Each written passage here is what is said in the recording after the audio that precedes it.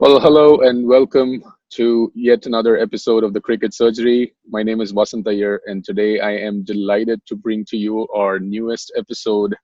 And we are absolutely beyond shock, and we're giddy with happiness with what has happened at the end of day five at the Gabba. India have won a historic Test series, probably one of the greatest Test series ever played in the history of cricket, especially given the resources that the Indian cricket team had. And after having been shot out for 36 runs in Adelaide, nobody could have given our team, least of all the both of us on this team. I'm joined by Aditya over here. The both of us didn't give us a chance of even squaring this series out. So go ahead and come up 2-1 at the end of the series. It's just absolutely mind-boggling. Adi, how are you feeling, and where do we even start? I think we need to first of all own up to some of our own predictions first. I'll stop you right there. So I think you messed up the intros by saying it's one of the greatest series wins.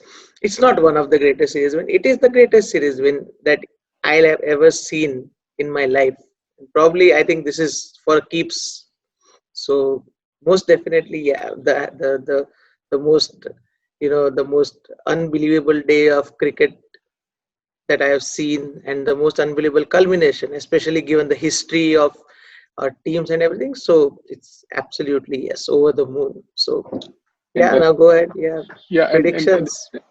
so the thing is, I mean, it's difficult to not be emotional about something like this, given that for so many years, it, I think I have to admit that I've been turned into a cynic because of our performances in the past at overseas grounds where we've come so close to winning, we've not been able to chase down targets like 190 or 200s, and every time it's just instinctive.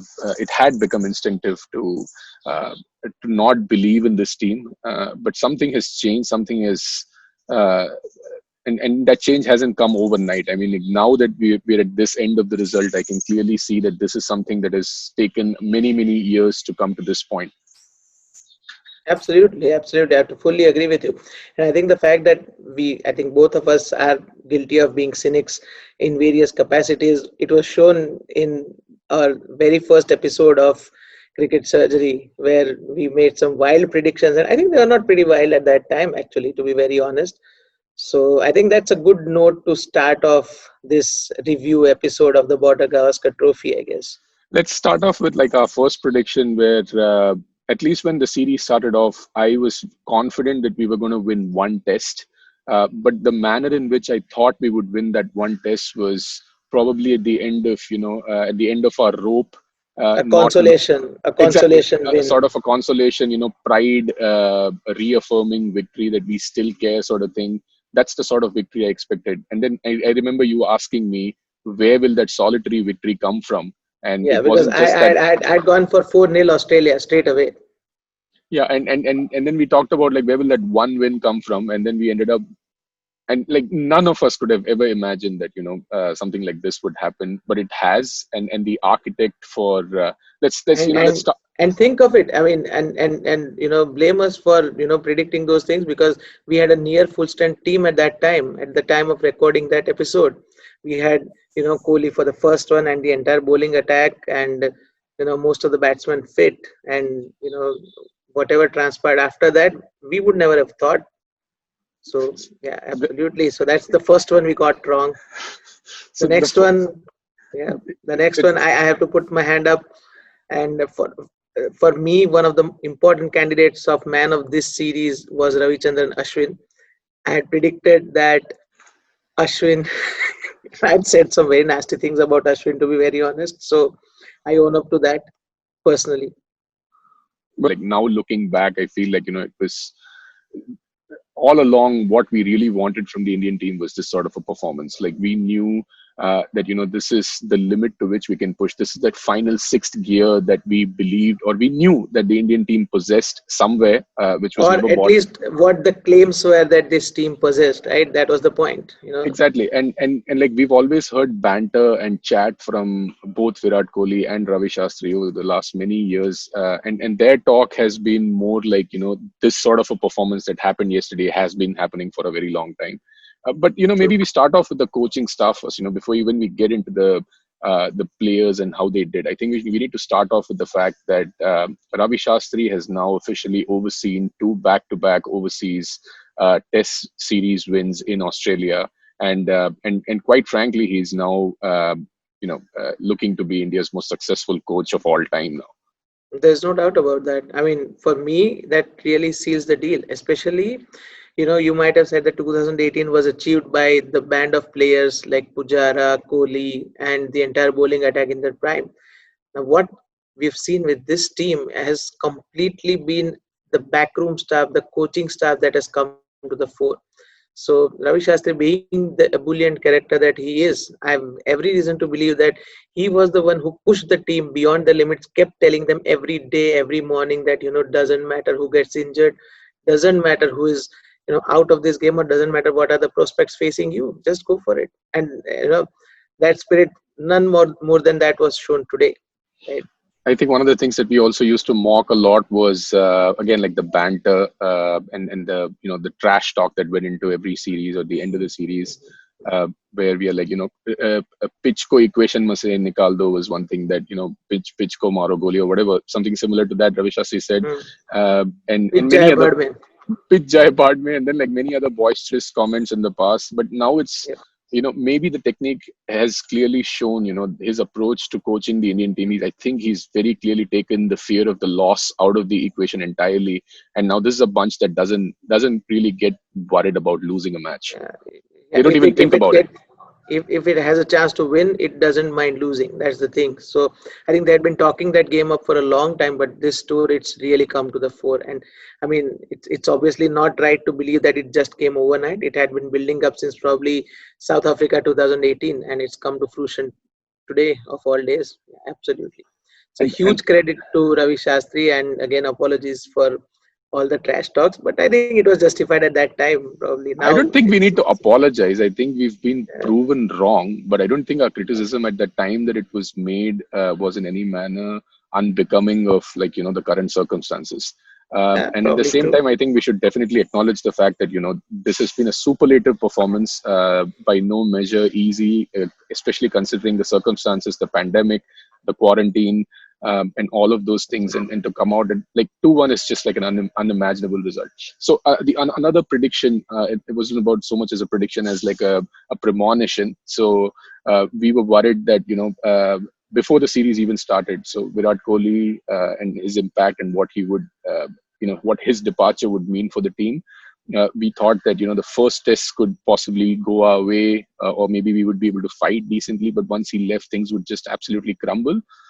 And it's just turned out to be completely the opposite of it. Like he's departed, and obviously it's a bit of a coincidence, but I don't think it's because of his departing that we are winning this series. I don't think that's the case. Yeah, so it's unbelievable the turnaround after his departure as a coincidence, as you said. It's like unbelievable. It's again another prediction or another trash talk that we got wrong was about Rahane not being good enough. I remember our post Adelaide analysis where again we proved statistically that he was just not cut to the part, and now he was going to lead the team. But it's something that has completely defied all the scripts that you write, and he just tore it up beautifully. And the way he skippered the team, my God, it's something to be seen, to be believed. I mean, anybody who has not seen how he's led the team, especially in these crises, and one more important thing, he lost 3 tosses. Don't forget that he lost 3 tosses.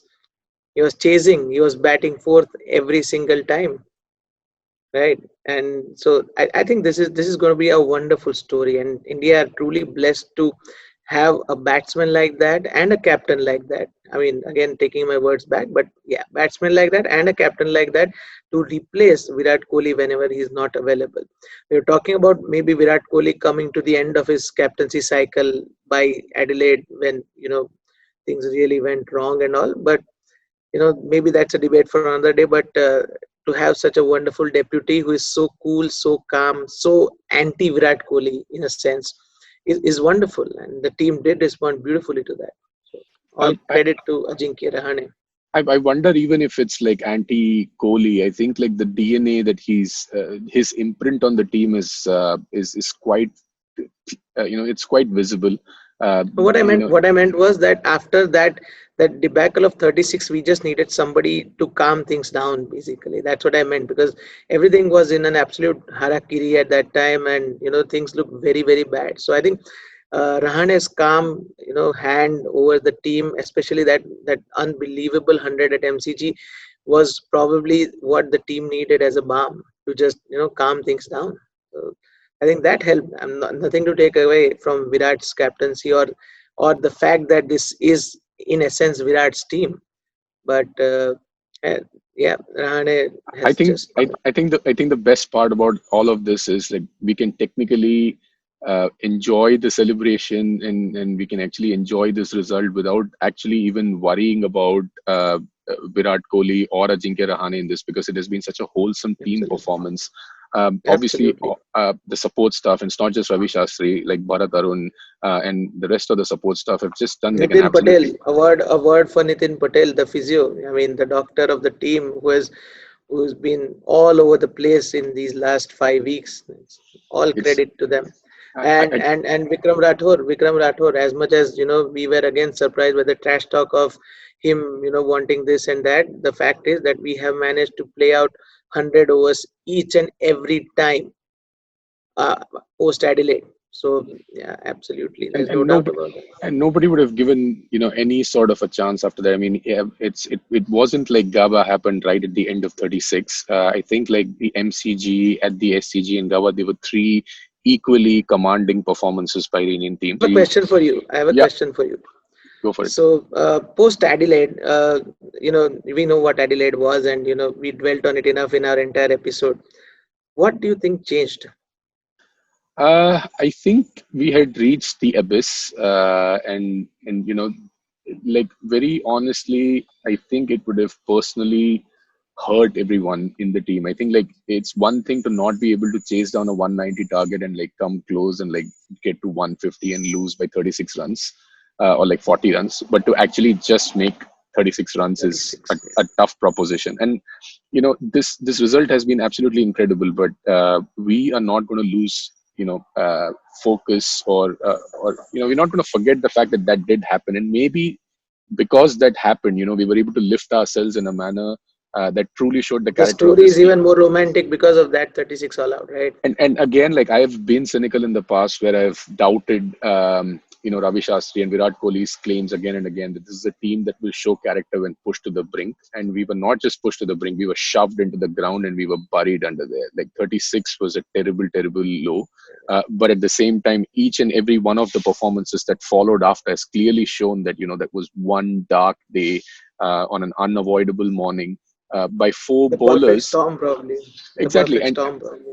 And speaking of, I definitely want us to also spend some time on the Australians, but maybe we can leave that for some other time, because I think we really need to set apart time to really rip into them. I think that's very much called for.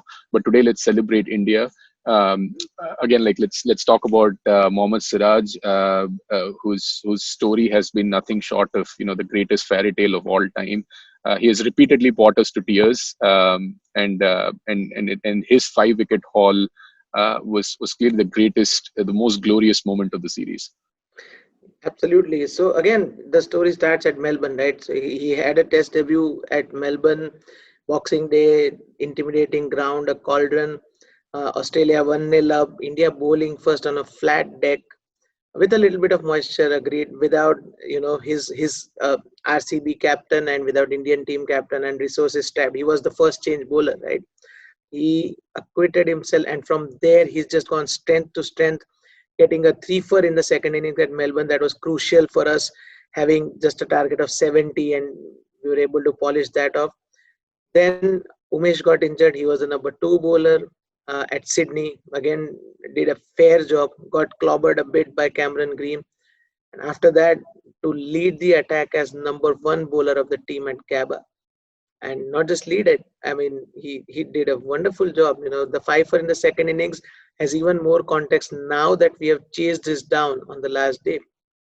Australians could have run amok with the start they had got at 89 for nil.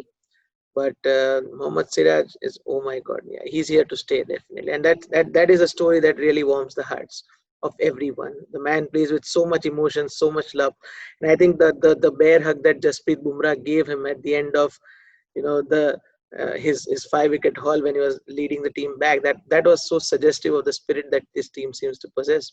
So it's a wonderful story. It is going to be a story that's going to be told very often in Indian cricket. And yeah, I mean, Mohammad Shami, Ishan Sharma, look out. You've got a man who is ready to take up your places if you're not tight. They very much look forward to the challenge of somebody trying to challenge their place, and Oh, I think they're absolutely. going to operate as a very cohesive unit going forward. So much excitement for Indian cricket now. And just over the course of a series, we often talk of like fickle fans who support the team at one moment and things are going well, and then kind of blasted as soon as they see a flurry of wickets. And we've consistently been scathing, but at the same time, I think we also need to take some blame in those regards. This team has shown that uh, there will be some moments of trouble, and like who doesn't have those So moments in again, Test cricket? absolutely, absolutely. So now, when we come to fickle fans, I think once we have discussed the topic of Mohammad Siraj, the next topic obviously has to be Cheteshwar Pujara. When we are talking about fickle fans, right? Day after day after day, my Twitter timeline was filled with random people calling out Pujara for his approach, his lack of intent, the intent merchants, as I would call them. And but I think that is something that we always saw. Dravid had told us in one of those interviews that you don't know the value of these empty sessions, and I think that is what showed up in both the innings at the Gabba when the Aussie attack finally seemed to tire out. So when those stonewalling innings were happening at Sydney, or even the first innings at Adelaide and all, he faced so much brick bat, so many brick bats that were too slow, not good enough. There has to be some intent. You need some singles, some boundaries, risks, this and that. And lo and behold, coming to Sydney on the last day, they wanted Pujara to play his innings and stonewall the hell out of the team. Even today, on this day where the plan seemed very clear that he would be the fulcrum around which every stroke player would bat, even today, till 8 o'clock, 9 o'clock in the morning, when he got a move on, everybody was like, this is unacceptable. You are not going for the win, 11 out of 100. Now, it's almost, ridiculous to say that we were going for the target of 328 at Gabba right from the first session. It was a calculated move for Puji to play the way he is. And I just don't get the criticism that he gets. And suddenly, when he scores a 50 and India wins, he is the architect of victory and all. I have major issues with those people. I mean, yeah. So that's the nature of fickle fans and Cheteshwar Pujara. So I I think just I just can't stand it. Yeah. one of the people who sort of blame Pujara for a slow. It's not so much about the slowness, right? It's his approach to batting that kind of even eliminates rotation of the strike.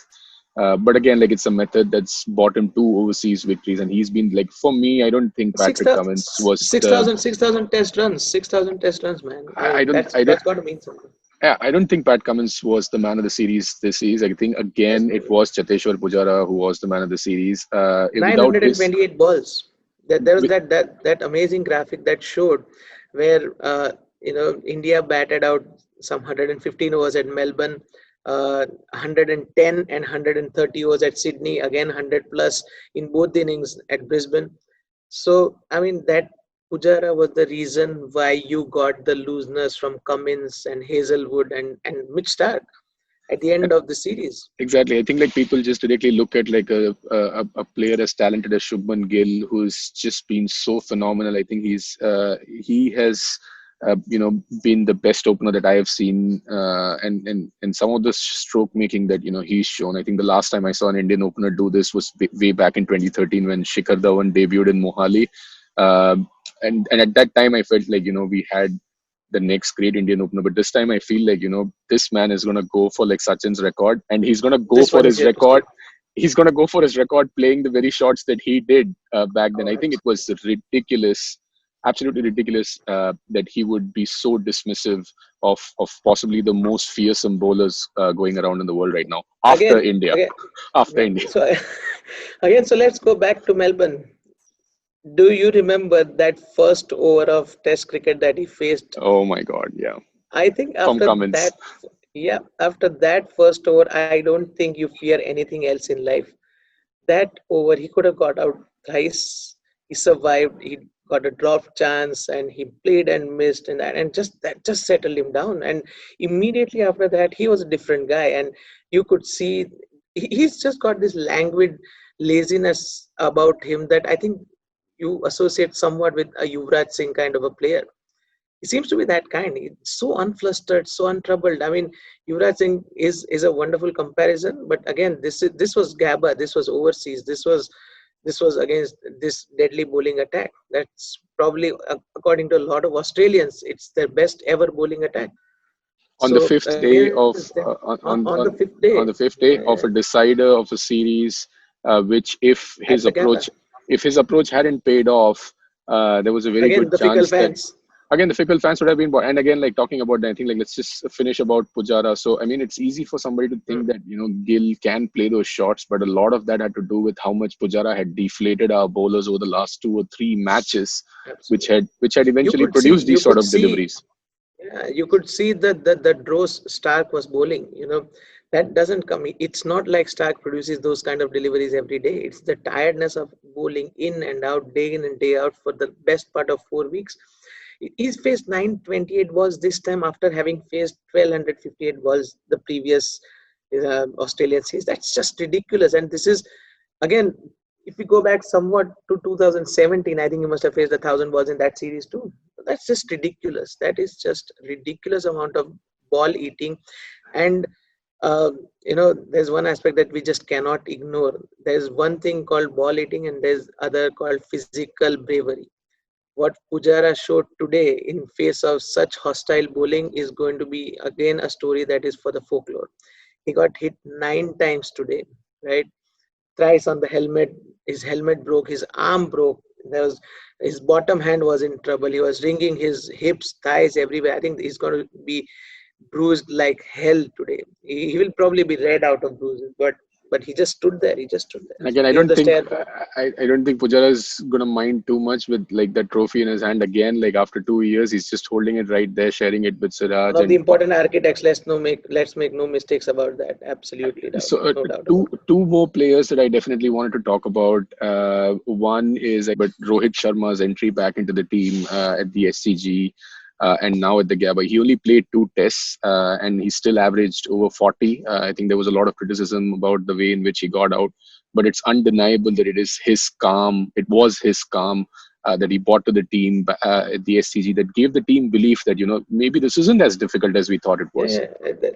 there's no doubt about that. He just came out with an intent to just be comfortable around the crease, and he just looked very, very comfortable. And him alongside Gill opening the batting just completely changed the equation. Poor Mayank had a terrible time in the first 2 test matches, just got some unbelievable, unplayable deliveries. So, you know, you can't really question that. But yeah, when he was at the crease, Mitchell Stark looked damn average. Pat Cummins looked playable. Hazelwood again manageable, and Lyon, he just seemed to be so dismissive of Nathan Lyon. Just kept charging him, and eventually Lyon did get him once, but it was just that ease that the calm and the ease that he brought to the team, and I think a good number of slip catches too. I think he dropped a catch or something, but excellent slip catching, the calmness, and I'm pretty sure a good role in leadership too, advising Rahane about things. So I think, yeah, Rohit Sharma was a big positive. He would have wanted to do way more, considering that he got so comfortable with things, and it was not like he ran out of skills or anything. I'm pretty sure he would have wanted 100 at the Gabba or something, and he could have got it in either of the innings if things had gone the other way. But yeah, he was a help. There's no doubt about that. And again, like it's just like it's tough to kind of not talk about Pujara, but it's not often that he gets to come into bat with a score over 10. All credit to Mayank Agarwal and like the Murli Vijays that India have had before, but this is a man who's used to coming in at 10 for 2 with the bowlers at their freshest, and he has no option but to make 8 out of 94 balls. He Uh, came he came at 0 for 1 on at both like Adelaide and Melbourne, right? In the first over of the innings, Stark got Agarwal in Melbourne and Prithvi Shaw in Adelaide. So yeah, he was there at 0 for 1 in both the places, first two Test matches. That is something that he did not have to face in the first, in the third and the fourth Test matches. And, the results are there to see. The we've covered sort of like until the captain Ajinkya Rahane, which is like almost until like five. It used to be until five. Now there's a new number five batsman in the team, and we'll come to him. He's the star of the tournament, and But again, like I think he deserves to be coming at the climax. So we'll exactly. just So leave him let's apart just for this. Yeah. leave your background wallpaper for that.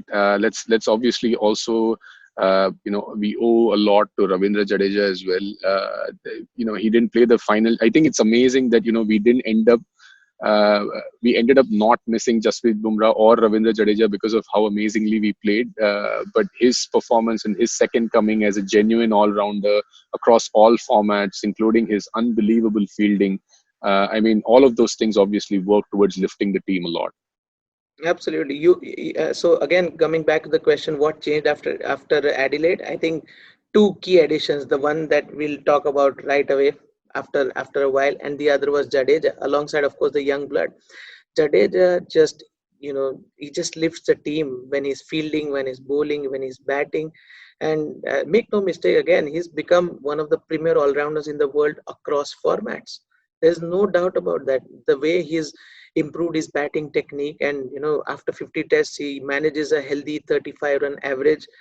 Again, his innings at Melbourne, that was so crucial, that partnership with Ajinkya Rahane when it was so dark at MCG and we were, I think, trailing by some 20 runs when he came into bat, and he got us a lead of 130. A wonderful 50 there. A four for, I think, at Sydney also. He got 4 wickets at Melbourne, 4 wickets at Sydney. And who can forget that Steve Smith run out? Speaking of, I think it's in terms Also, of in also, terms, also, yeah. also, he wasn't needed, but we saw the scenes on the last day at Sydney, right? Memories of Graham Smith seemed to be ever too close. He was ready. He was absolutely ready, and he was going to come out, but of course, wasn't needed. But I think another important point that we need to talk about is, it's easy to think that Steven Smith underperformed, and he probably did. Only one one century, which that is I a got right, one that I got right. one that you got right. But I think it's very important to talk about why that threat was negated. I mean, this wasn't Steven Smith out of form. This was Steven Smith who was coming out of multiple centuries in the ODI tournament that preceded this. This was Steven Smith who had made the comeback in the Ashes, and whose lowest score after that, some of his lower scores were 80 odd, 90 odd. And if he had gotten off, in either of these In the first two tests, yeah. exactly, it would have been over. So I think all credit to Ravichandran Ashwin. He has come up trumps against the world's best batsman. There is absolutely no doubt. For me, the man of the series was Ravichandran Ashwin. There's no doubt in my mind. If I had to give it to one person, assuming that this guy is beyond honors and awards, so assuming that, there's no doubt in my mind that Ravichandran Ashwin was the man of the series. There's a visible difference in the way he approached that, and that's probably what we were harping about pre-series. Ashwin became Lion, and Lion became Ashwin. The way Ashwin kept bowling those attacking lines, bowled to wonderful plans, not just to contain the batsmen, but to actually get them out. And those beauties to dismiss Smith and eventually Labuschagne at Melbourne also, and all those plans coming off. He just seemed a different bowler. He's lost a lot of weight too, and he's got leaner. So that helped too. So in terms of bowling, I think Ashwin was close to his best. That we have seen home or away. Away, we have not seen too much of his best, of course. But yeah, this is close to what we would have expected out of a spinner that has 370 test wickets. Awesome performance as a bowler, and we are not even talking about his Sydney heroics yet. Yeah, exactly. As a batsman back then, he wasn't able to move at all. This is a man who's finally shown the sort of resolve and bloody mindedness where he took it upon himself to be the leader of the attack, and that was something that we'd called out again and again, that every time India needed somebody to step up and be that person. We've been unable to do that, but Ravichandran Ashwin did take it upon himself to be that match winner, and he won us 3 out of 4 matches. He was a pretty significant contributor of the draw and the two sort of wins. Even if he didn't play the last one, I'm pretty sure that he would have talked to Washington Sundar as well and guided him and mentored him. Again, a little moment when Washington Sundar was walking back after scoring that wonderful 60. Ashwin was there waiting at the boundary ropes to congratulate him and felicitate him. So that again shows how the level of camaraderie within the team and the uh, wonderful and scenes. it was just so amazing that the kind of resolve that we had shown in MCG and the SCG, in spite of the overwhelming odds going into the Gabba. This was a team that we wanted to kind of go out there and win, because not only because of the fact that we thought this was an Indian team that didn't deserve to lose, but it was also playing against an Australian team that didn't deserve to win. Oh, absolutely, absolutely. And I think the grit and the determination was no more evident compared than the last day at Sydney.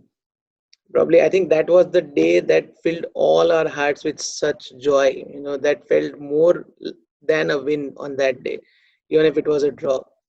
So again, not talking about this guy. Let's keep him out of the equation for as long as we can, because tributes are going to come. But that last session of Ashwin and Vihari playing out 3.5 hours. Vihari with a broken hamstring, Ashwin with a very bad back and being constantly peppered and tortured by short pitch bowling, getting hit everywhere and yet just holding on. So, and that sledge works beautifully, right? See you at Gabba. Can't wait to see you at Gabba, I Ash. think I think Ash tweeted at the end of the match saying, "I'm sorry I was not able to play at the Gabba, but thanks for host." I think I was really really classy on him to have said that. Uh, and again, like I think we'll need a totally different episode to also talk about the fact that Tim Payne has been given a very long rope, and quite frankly, this has to be the end of that rope. Uh, Oh, uh, we can only certainly hope so. But again, like I can't take it anymore. I think we need to talk about the player of the tournament, the third player of the tournament that we think should have been, who's not named Pat Cummins, and that is the man that we've been not cynical about. At least we can take credit for this for the again, last another one that we got right. Another one that we another got one we right. got right. For the last 4 years, we've been saying that Rishabh Pant needs to be left the hell alone. That he needs to be allowed to take that freedom. And I think he along with Shardul Thakur and all of these players again like have mentioned that it is Ravi Shastri who and Virat Kohli who've given them the freedom, and they've been told that you are match winners. You can go out there and you can win. And I think that Rishabh Pant is a man that Indian fans don't deserve. I don't feel that they deserve Rishabh Pant. We don't deserve Rishabh Pant because we've been I fully agree so with that. terrible about him, and we've been so mean to him. Uh, I just feel like it doesn't do justice to his talent to have. The reason, and absolutely, I have to agree with that. Indian fans don't deserve Rishabh Pant. He has been under the hammer for I don't know why. I mean, I see people around me just abusing him for no reason. Of course, he's not a finished article in terms of his keeping. There's no doubt about that. But look at the batsman par excellence, and this is before this series that I'm telling you. It got hundreds at Oval. It got a massive 159 not out at Sydney against these same bowlers, by the way. And he was the one who stamped the dominance. He was the one who brought such fresh spirit to the team. And just because he could not perform in a World Cup semi-final when he was thrust in as number 4, when he was not even originally in the squad for the team, Rishabh Pant was badgered by the Indian fans brutally.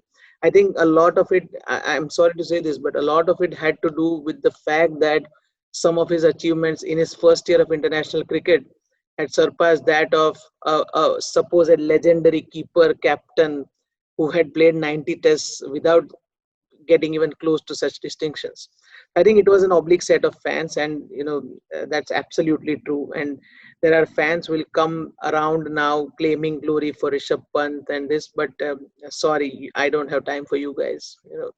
We've always believed in Rishabh Pant. I think since the day he walked in to face his first ball in Test Only cricket we with deserve to emphasis. celebrate Rishabh Pant, just the two of us.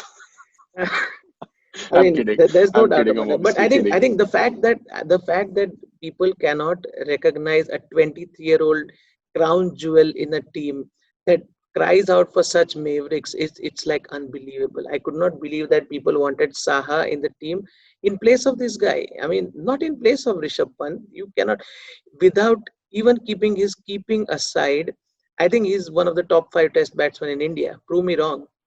He is one of the top five Test batsmen in India at the moment. Uh, just For keep the sure. keeping aside.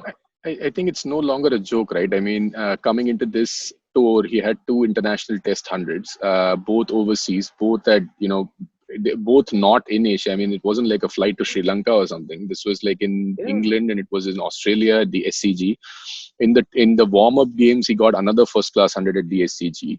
Then he followed that up with a 97, an absolutely swashbuckling 97. And you just think of the things that he's done. Now, traditionally, in the last 3 years, what has been Indian team's Achilles heel? It's been chasing. It's been chasing in the fourth innings, even modest targets in 2018 in South Africa, in England, even in Australia, we had a test match. So, and what does he do? He comes on day five in a pitch that is turning, that is bouncing weirdly against this unbelievable bowling attack at Sydney. We are facing 407.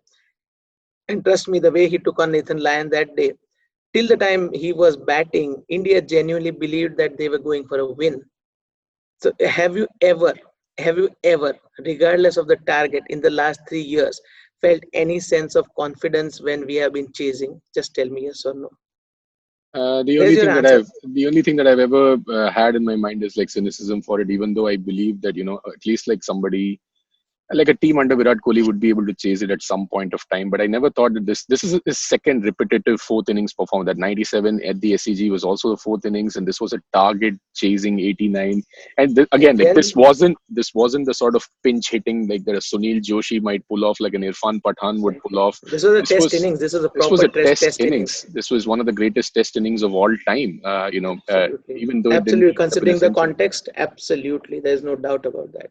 And No. again, like I think it's I just keep coming back to the fact that it's so easy to be swayed by his couple of drop chances when he kind of keeps but again, like the energy that he brings to the team. David Warner refers to this again and again. I am honestly not sure how you can bring energy to the team with a groin that doesn't work, but like Rishabh Pant genuinely does that. I mean, like the way in He which does. he really He cheers, and somersaults. he somersaults, he cheers, he lifts people up, and he's always in a good mood. You never like desolate or sad around him. This is a boy who, along with a bunch of boys, have really taken Indian cricket to heights never before seen. And if he's not the finished article, make him keep, just make him work hard on it. The way he lost 10 kgs coming to Australia, right? He was overweight when he was seen in IPL, and there were issues around that. He lost 10 kgs in this short while when he came to Australia. And it's just that, as you said, it's very easy to get swayed by his non-caring kind of an attitude. But beyond that, there's a man who is supremely talented, who is got the potential to be somebody that Indian cricket has not seen ever before in its history. We've been saying this since he made his debut at 19 in England.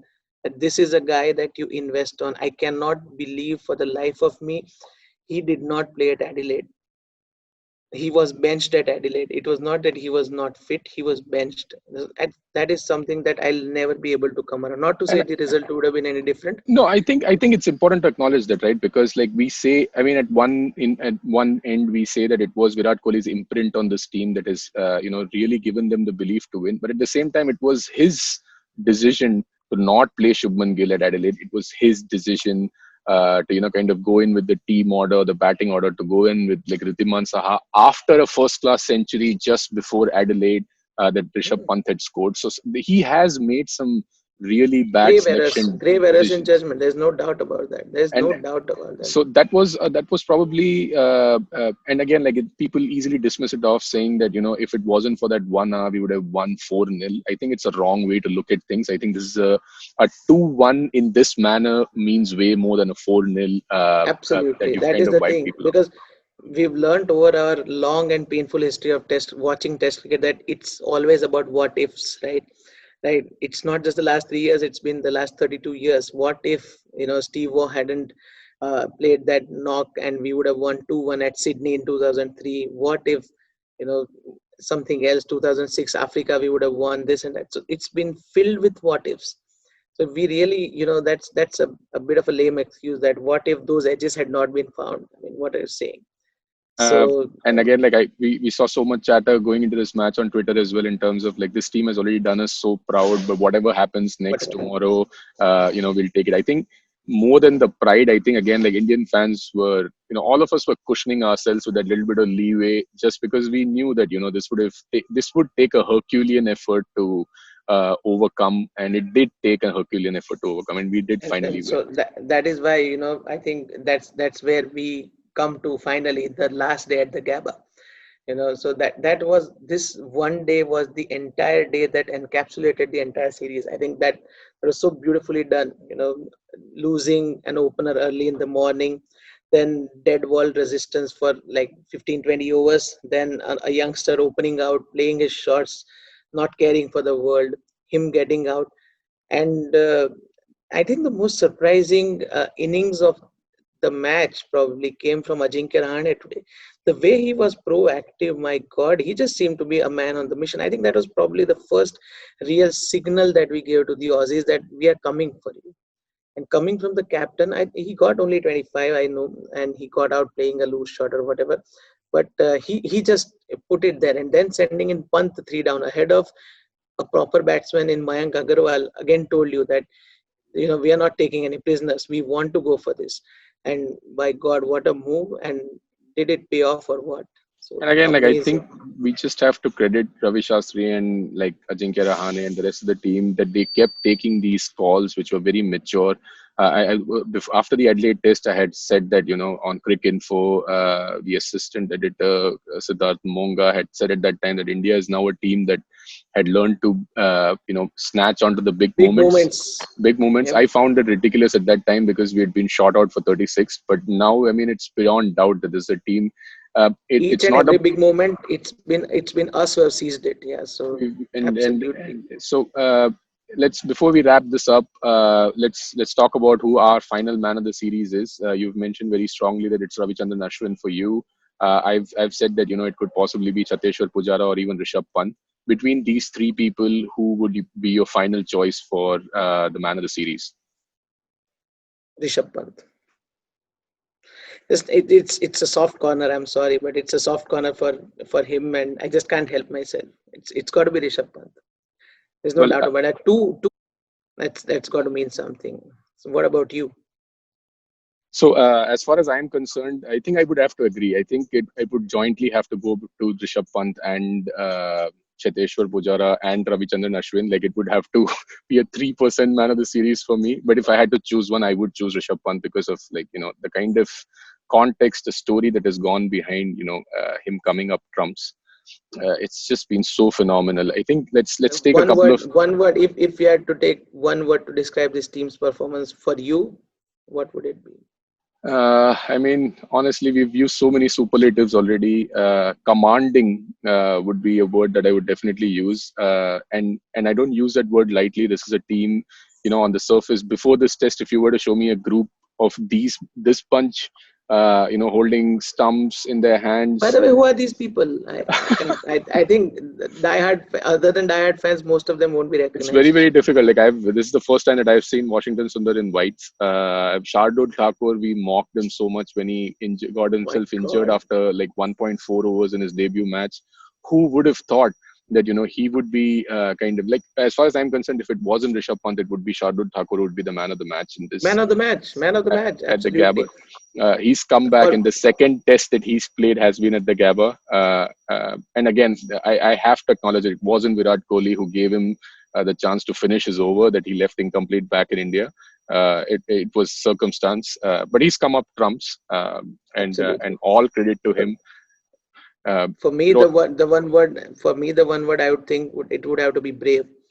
I think after shooting out Australia, being in trouble, Rahane being what he was, that unbelievable century, the last day heroics at Sydney, and I think the bravest call of them all was choosing just 5 batsmen for the last test at the Gabba. We could have easily played for a draw. We could have got the Border Gavaskar Trophy by playing for a draw. We choose not to. We go for the win. Even on the last day, we scored 328. I don't think they ever thought of drawing the match. That's crazy. Even in the last 20 overs, more than 100 runs were needed. But there was only one thought in the mind: we are going for this. We are absolutely going for this. That is an unbelievable, brave effort by these people, considering the kind of circumstances they've faced over the last 1 month. Hats off to them. Well, on that note, let's wrap up this show for now. We will come back to you with more, and we'll come up with points out of 10 for all Indian as well as all Australian players. And an issue on Australia. Yeah, for sure. I mean, we're going to take some time to properly lay into them. They deserve all of it. We will come back to them. But for today, let's all enjoy India's success, their glory. It's a day to be very, very happy about. And we're going to spend many, many days thinking about this, just kind of ruminating in this and enjoying ourselves. So thank you very much. Greatest ever series I've seen in my life. Ashes 2005 included. Yeah, for me, it's been one of the top 3 series. 2001, that India played the Ashes in 2005, and this one, I think these three. But given the circumstances, I think I would also have to lean towards the fact that in terms of outcome and in terms of competition, this has been there's very few other series that come close.